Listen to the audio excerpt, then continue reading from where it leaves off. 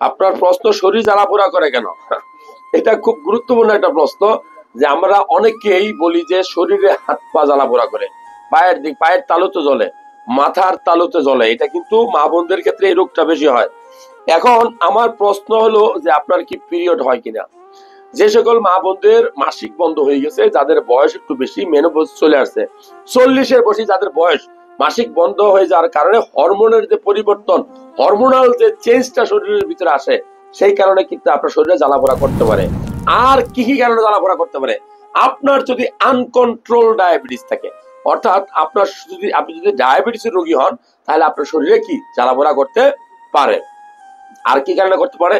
Vitamin B12, B6, B1, এই সকল ভিটামিনের ঘাটতি দেখা দিলেও কিন্তু আপনার শরীরে প্রচুর জ্বালাপোড়া করতে পারে। এখন ঘুম যদি ঠিক মতো না হয়, অনেক মানুষ আছে, ভাই আমি প্রশ্ন করছি, ভাই আপনি কয়টায় ঘুমান?